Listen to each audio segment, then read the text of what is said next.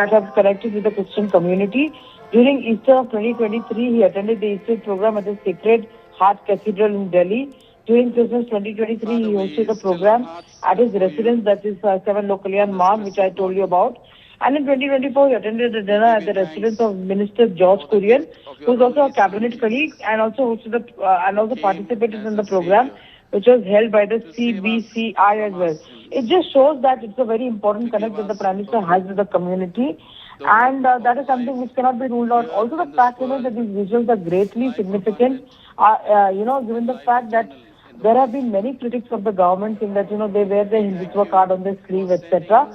But here you are, the Prime Minister, participating in this, showing that India is a diverse country, but we are united in our love for our tradition. In our world. This morning we pray particularly for our Honorable Prime Minister, Shri Narendra Modi ji, that you would anoint him afresh with your Holy Spirit. Empower him, Lord. Father, we know that those whom you call, you also equip. And we know, Lord, that you have called him for this important task of leading our great nation. And so, Father, I pray for a double portion of your wisdom, your understanding, your discernment, that he would lead this nation in the paths of truth, of justice, of righteousness, and Lord, that you would bless him. Amen.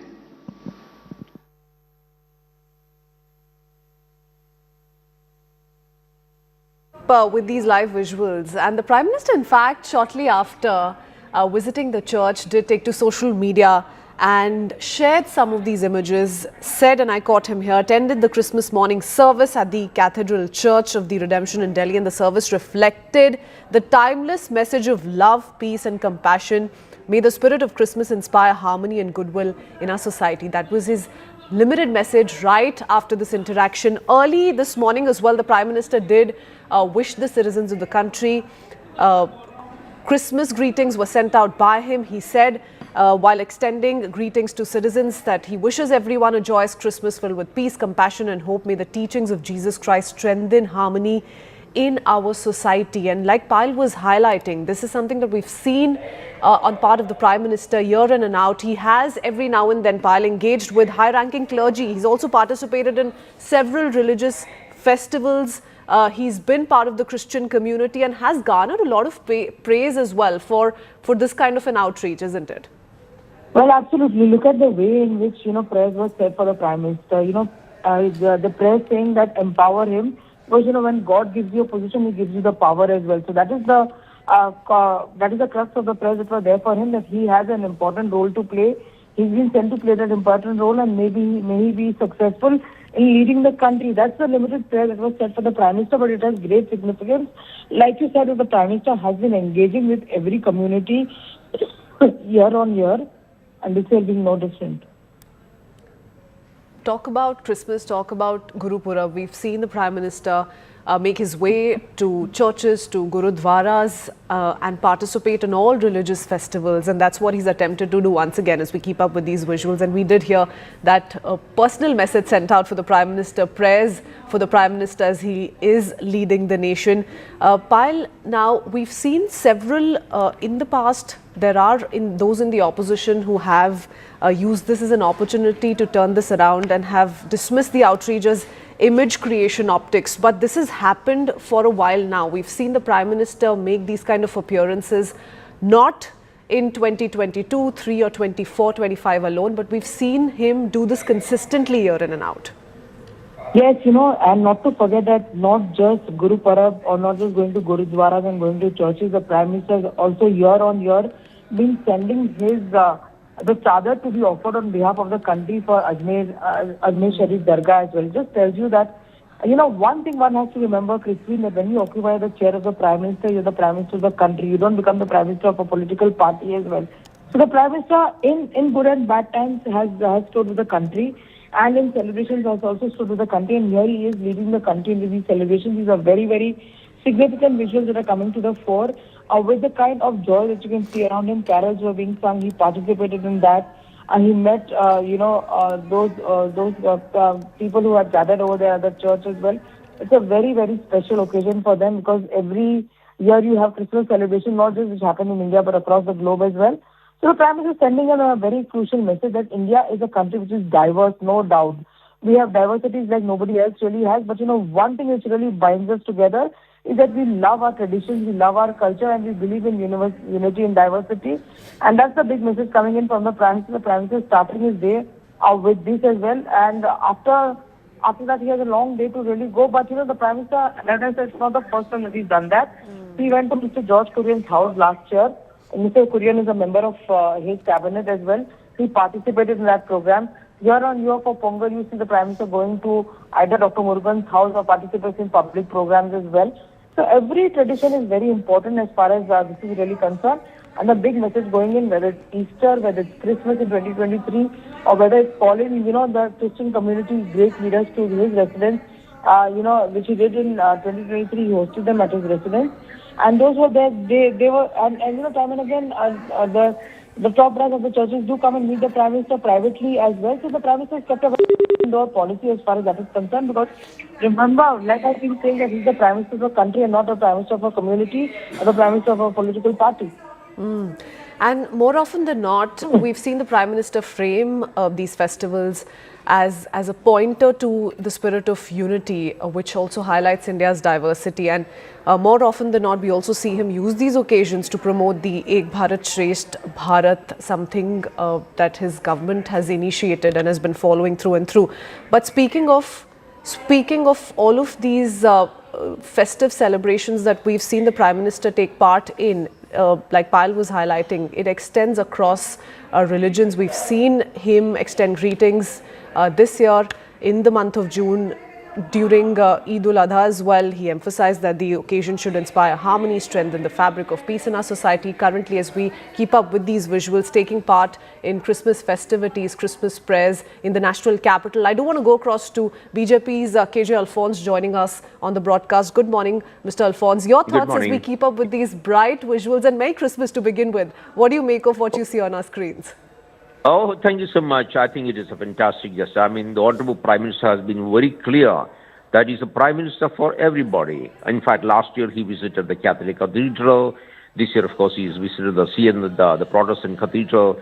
And he's made it very clear, I'm a Prime Minister for everybody. Every religion belongs to India. Everybody has a right to live here peacefully, and he'll protect everybody. He was very clear. This year, the Vice President of India was at the Catholic Bishops' Conference of India Christmas celebrations at the Cathedral. Then the Vice President invited us home. He had a massive Christmas celebration. All this is pointed to the fact that this country is one. The administration, the government, Modi government, and everybody is with every community. And we Christians are very fortunate to be in India. I mean, we are one of the oldest religions in the country. Christianity came to India 2,000 years back. So we are very much an Indian church. And I mean, all this, the Honorable Prime Minister paying homage, tribute, and wishing everybody on this occasion. I think it's a great matter of wonderful gesture, and we all feel really grateful to the Honorable Prime Minister. Mr. Alphonse, now these visuals that we're currently keeping up with are of Christmas celebrations, prayers early this morning, the services that took place at the Cathedral Church of the Redemption in Delhi. But of what we've seen so far, because we've not had the entire footage, can you tell us what really happened here? How typically is Christmas celebrated, and what all the Prime Minister took part in this morning? Can you give us a lowdown? No, I mean, unfortunately, I was not present, and therefore I would not be able to really describe exactly what he did there. I'm sure the because visuals we did are with hear you. the Bishop of Delhi also sort of personalized the prayers while he was seeking prayers. He took the Prime Minister's name and sought blessings from the Almighty, because he's the one leading the nation. So we saw a little bit of a personalized attempt as well in including the Prime Minister for the festivities. Yeah, in fact, you see, if you notice our mass, which we celebrate in the churches every day, we pray for the President of India, for the Prime Minister, for the government. Every prayer of the Christian churches has always the government, especially the President and the Prime Minister, we mentioned them by designation, and that's always done. And I'm extremely happy that the Bishop mentioned Prime Minister by name and prayed. This is a normal practice in the Christian churches, because we feel we are so much part of India and we are so much part of the civilization of India, because we've been here for 2,000 years. So we feel so much integrated with the country. And I'm so happy that the Honorable Prime Minister Narendra Modi ji is made it very clear that he is the Prime Minister for everybody. So so it's a celebration of India. It's a celebration of the nation in which the Prime Minister is leading. I'm very happy about this. Thank you, Mr. Alphonse, for joining us this morning. Merry Christmas to you once again. Thank you for joining us. I do want to go across to Payal Mehta, my colleague who continues to stay on with us once again. Payal, this also gives us or takes us back all the way to what we saw very recently in 2025 November, when the Prime Minister participated in the historic gathering in Bhutan as well to pray for global peace and harmony. So from Buddhism to Sikhism to Islam and Christianity, as we see on our screens, we've seen the Prime Minister take part in each of these religious festivities through the year. Well, absolutely. Like Mr. Alphonse was just mentioning, like we've been discussing, when the Prime Minister takes center stage of the country, when he leaves the country, he's the Prime Minister of the entire country. He's not Prime Minister of a particular religion or Prime Minister of a particular party or a particular state as well. That is something which has been amply displayed. The visit of the Prime Minister to meet the Pope is something which we will always be remembering as well. That is the kind of respect that we've really seen, not just, Christian festivals, but the Prime Minister has also made sure that he participates in all festivals, whether it's, of course, participating in Guru Parab celebration, participating in celebrations which mark the big days as far as the Jain community is really concerned. I remember year on year the Jain community, whenever they celebrate that big festival, which is called Parishan, and on the last day you seek forgiveness from everybody, including, those elements that you don't even see, or probably you would have harmed in a manner. The Prime Minister has come out and spoken in that spirit as well. So it's a very, very important occasion, given the fact that Christmas is, of course, one festival which is celebrated across the globe, and people from across the globe, participate in the celebration. It's a happy occasion. It's an occasion to, in fact, make merry as well. So the Prime Minister over here praying for the entire country. Meanwhile, the Bishop over there praying for the Prime Minister's well-being, praying for the Prime Minister's empowering, so that, he can lead the country forward as well. So happy celebrations this morning and have bright visuals, like you really said. And the underlying message, Payal, take us through that and what the government of the day has constantly laid emphasis on. The Prime Minister here is, of course, sending out a message, as he does every time he takes part in this kind of a celebration, this kind of a gathering or an event. Unity in diversity is one thing that the Prime Minister speaks of repeatedly. Soft power is another. What is it that the Prime Minister overall is attempting to highlight when he goes ahead with these kind of inclusive activities? Right. The Prime Minister, of course, has always been sending a message of unity, is sending a message in diversity, and therefore that representation is also there in his union cabinet. George Kurian, who is part of the Christian community, is part of his cabinet. You have a Buddhist minister in the form of Kiran Rijiju. You have a Sikh representative in the form of, Hardeep Singh Puri. So you have a lot of representation that you really have in terms of his governance as well. So the Prime Minister, of course, taking that big message. Remember, Christians, these are very, very difficult times. The world around us is really crumbling, but India is the world's strongest democracy and the world's biggest democracy as well. A very, very diverse country. We can, of course, have a lot of difference of opinion, but we are still, united in our spirit for the country. We are a nationalist country as well. So that message continues to spread, and Prime Minister, of course, contributing to this in whatever manner he really can.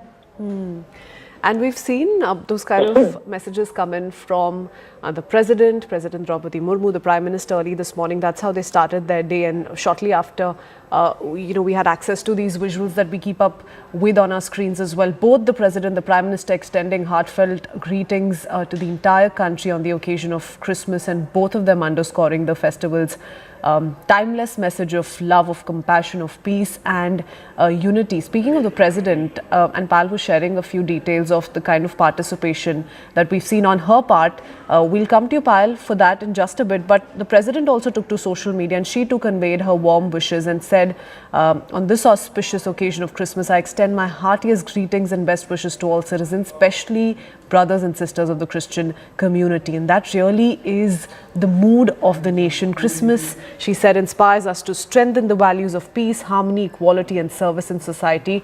And a little bit of a glimpse of that being sent out through these visuals as the Prime Minister takes part in these special prayers in the national capital. I do want to go across to Aman Sharma, who joins us from the newsroom for more. Aman, if you could give us a lowdown of what we've seen and how much time did the Prime Minister really spend at the church as these special prayers were conducted? Well, Krishna, we don't have exactly the time because that has not been revealed. But yes, the Prime Minister did go to the church in the morning, and as he is going for the last 2 years also on the occasion of Christmas, he always visits this particular function and he goes there, and I think that's also a big messaging because the Prime Minister, we've seen him go to the Gurudwara on Gurpurab or go to the church on Christmas. And the details that we are getting, in fact, is that over the past few years, PM Modi has been regularly attending programs that have connected with the Christian community. 3 to 4 times that are notables that during Easter, for example, in 2023, he attended an Easter program at the Sacred Heart Cathedral in Delhi.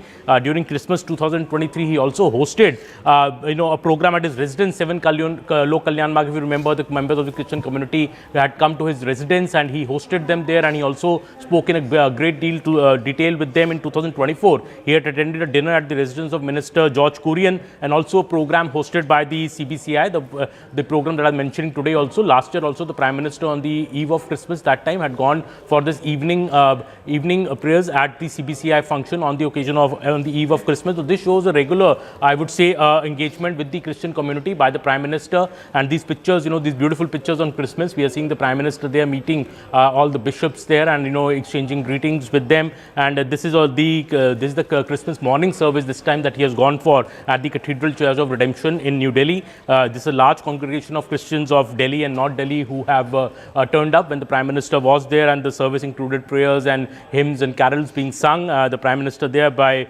Dr. Paul Swaroop, the Bishop of Delhi, was present on this occasion. So I think a larger message also of the Prime Minister respecting all faiths, a message of communal harmony going on Christmas to the church, and that is what the Prime Minister has been consistently doing, not just going to the church on the occasion of Christmas, but also inviting Christian leaders, Christian community leaders to his residence, 7 Lok Kalyan Marg, many a time. And that shows, I think, how the Prime Minister has particularly dealt in this manner. So it's not a one-off appearance, like you rightly pointed out. He has in the past invited several members of the Christian community to his official residence. He's taken part in several such events, Aman. So it doesn't just limit his appearances on this very special occasion of Christmas for the entire community, but on and off, we've seen him at every invite that's sent out to the Prime Minister. He gracefully accepts it and does grace the occasion by his presence, isn't it? Well, absolutely. At least 4 occasions, Christine, that I just listed out in the past couple of years that the Prime Minister has engaged very robustly with the Christian community, and that shows that, it is not just symbolic.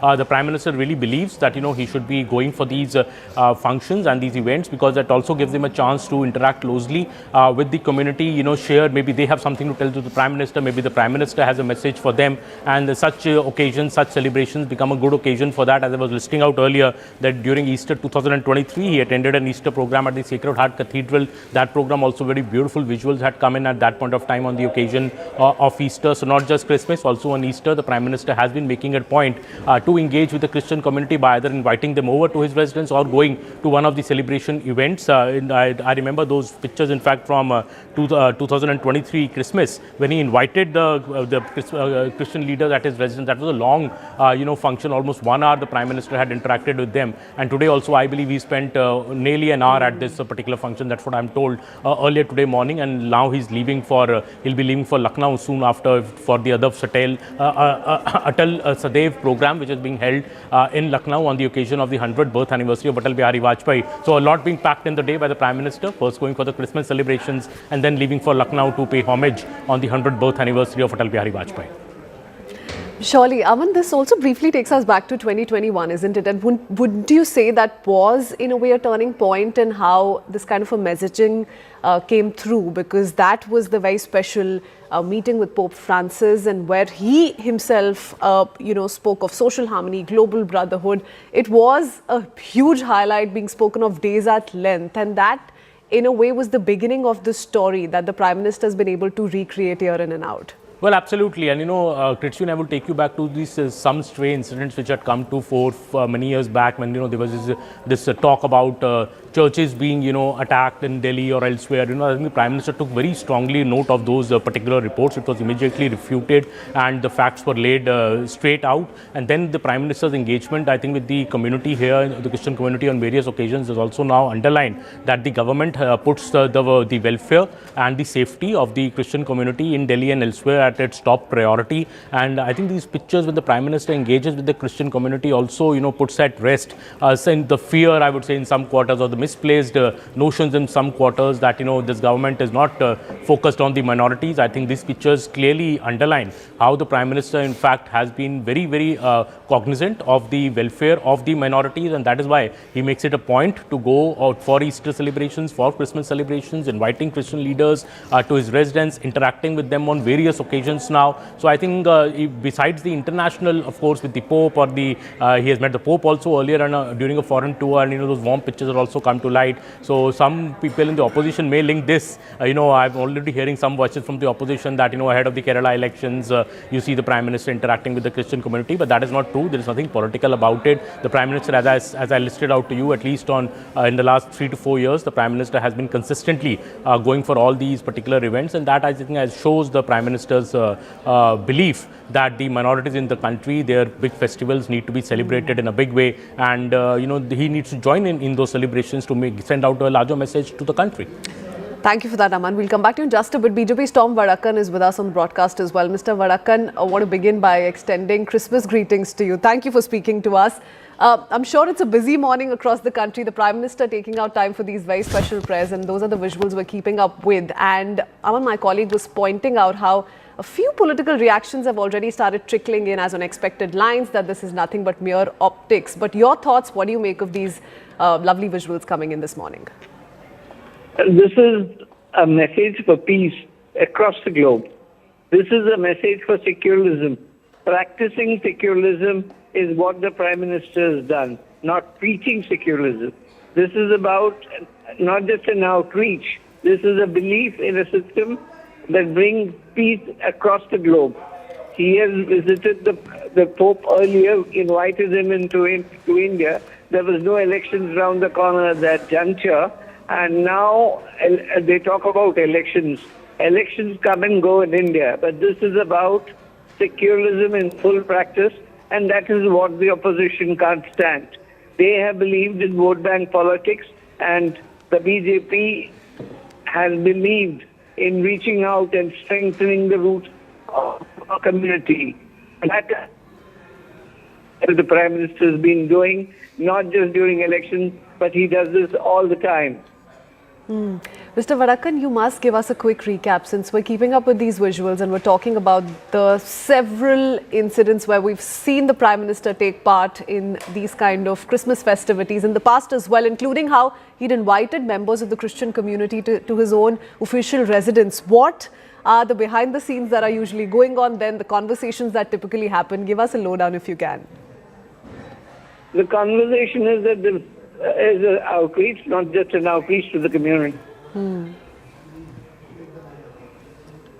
Okay, Mr.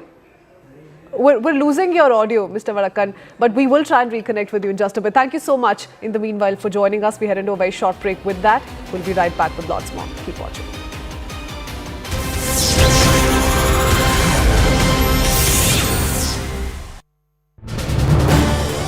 This is News 18 Network.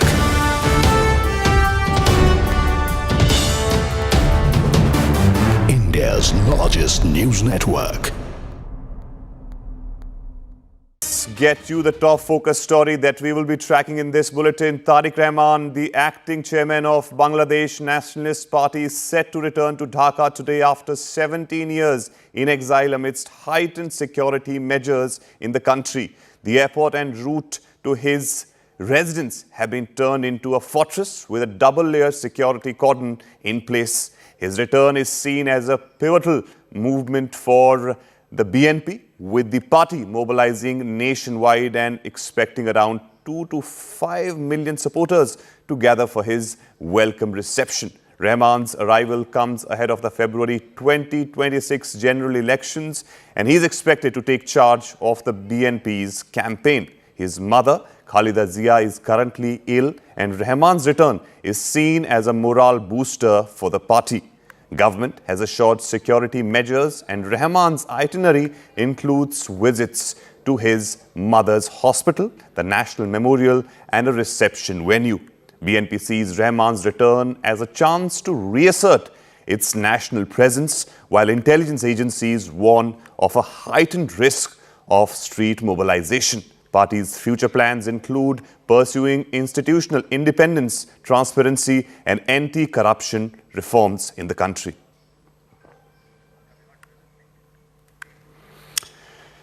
Now, my colleague Siddhant Mishra spoke to BNP leader ABM Musharraf Hussain. Listen in to this conversation. Watched up investigation. Why to drag India in the first go? Do you agree to this position of the government? Do you know the previous government like Aravalli? Led by Sheikh Hasina. The most of the criminal they already leave the Bangladesh for our neighboring country India. Okay. So it is the assumption most of the people of Bangladesh, the killer of Osman Faring, they leave the country and now they are staying in India. It is sourced by social media. But on the basis of social media, your government also brought India into the picture. Do you find it a right decision to do that without getting the case properly investigated? It is under investigation. No, but the way Yunus government handled, because of the social media chatter, only the violence erupted in Dhaka, the arson took place, the media personnel were attacked, the media houses were burned. We never support the attack of Porthomalu and Daily Star.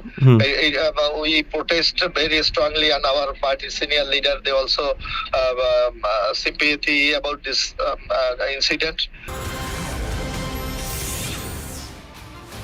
Welcome back. We return with news coming in from Tamil Nadu.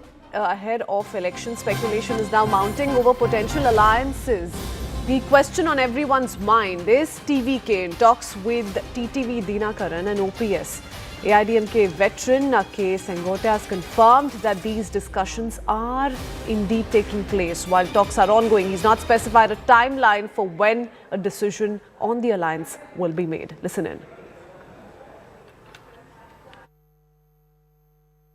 என்னை பொறுத்தவரையிலும் இந்த பொங்கல் முடிந்து அதற்கு பிறகு நீங்கள் ஒரு திருப்புமுனையை பார்க்கலாம். அனைத்து இந்திய அண்ணா திராவிட முன்னேற்ற கழகத்தில் சில பேர் வருவார்கள் என்று கேட்டால் வருவார்கள். தாவாக்கோடு என்னை போன்றவரும் பேசுகிறோம். அவரும் சில கருத்துக்களை சொல்லிக் கொண்டிருக்கிறார்.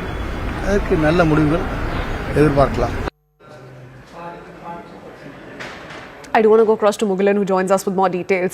Mugilan, of this limited response that's come in, what do you make of where TVK is headed? And if at all we could see a possible alliance in the near future, it's being seen as a powerful force in the political scape in Tamil Nadu, and strong indications now being sent out by leaders from the TVK that not all is ruled out in terms of an alliance, and this could very well happen in days to come.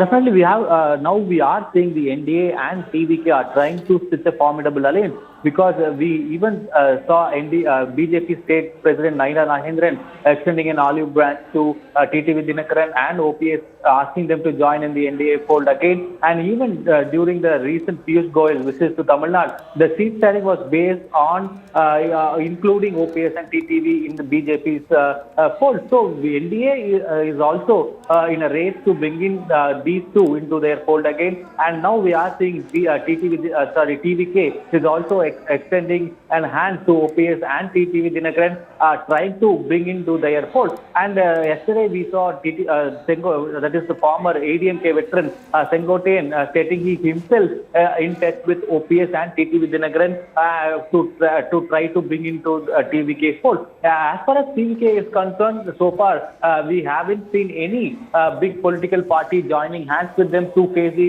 2026 election. So now TVK he is in full swing to rope in OPS and TTV Dinakaran and 2026 election. And yesterday, when this question was posed to TTV Dinakaran, he also has categorically stated that he will be taking a call closer to the election. So now we are seeing the opposition parties, the NDA and TVK, trying to stitch a formidable alliance and face elections against the DMK. So we have to wait to watch how the political equations change as the elections near. But now we are saying parties are trying to rope in the maximum number of people into their fold. Yes, and Mr. Sengote also pointed out that we can expect a turning point after Pongal festivities. So let's see, it's a matter of few days alone. Thank you, Mughlan, for joining us with those details. Quick break with that. We'll be right back.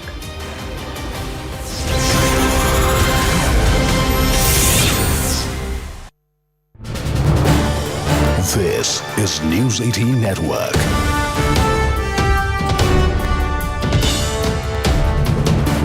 India's largest news network. Let's get you the top focus story that we will be tracking in this bulletin. Tarique Rahman, the acting chairman of Bangladesh Nationalist Party, is set to return to Dhaka today after 17 years in exile amidst heightened security measures in the country. The airport and route to his residence have been turned into a fortress with a double-layer security cordon in place. His return is seen as a pivotal movement for the BNP, with the party mobilizing nationwide and expecting around 2 to 5 million supporters to gather for his welcome reception. Rahman's arrival comes ahead of the February 2026 general elections, and he is expected to take charge of the BNP's campaign. His mother, Khalida Zia, is currently ill, and Rahman's return is seen as a morale booster for the party. Government has assured security measures, and Rahman's itinerary includes visits to his mother's hospital, the National Memorial, and a reception venue. BNP sees Rahman's return as a chance to reassert its national presence, while intelligence agencies warn of a heightened risk of street mobilization. Party's future plans include pursuing institutional independence, transparency, and anti-corruption reforms in the country.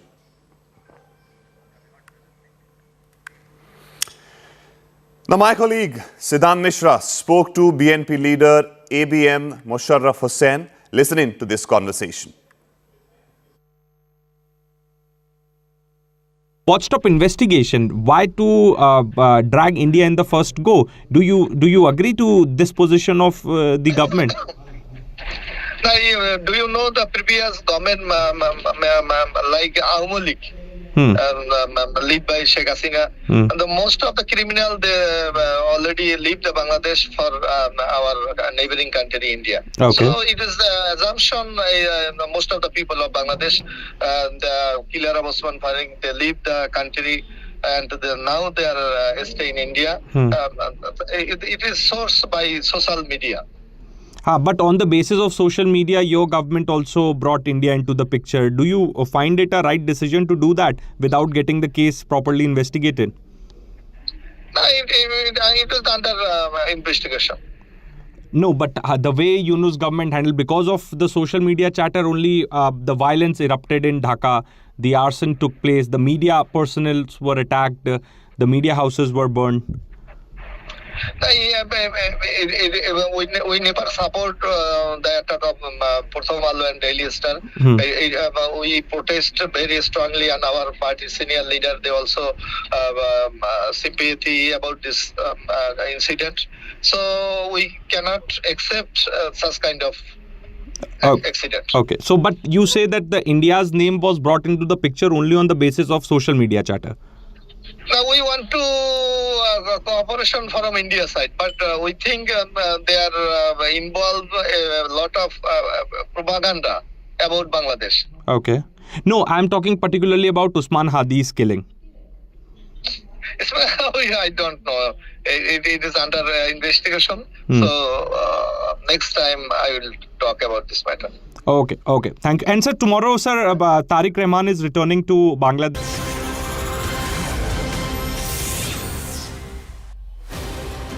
Welcome back. Well, the Delhi High Court's recent decision to suspend former BJP MLA Kuldeep Sengar's life sentence in the Unnao rape case has sparked massive outrage, with many questioning the Central Bureau of Investigation's handling of the case. According to court documents accessed exclusively by CNN News 18, the CBI admitted that an MLA isn't considered a public servant under Section 21 IPC, which impacted Sengar's sentencing. The agency didn't support the victim's 2019 petition to try Sengar under more severe IPC charges, citing they were not squarely applicable. The trial court noted the CBI's investigation was unfair, disadvantaging the victim. The victim's family alleges the agency colluded with Sengar to suppress evidence on her age, producing fabricated documents. The case, remember, raises concerns now about the CBI's role in ensuring justice for victim and complexities of prosecuting powerful individuals. Let's quickly give you a lowdown. Let's talk about the 3 moves that CBI must explain in the Unnao rape case, and then we'll put out the exclusive documents we've accessed here as well. But the first big takeaway is legal formalism over victim.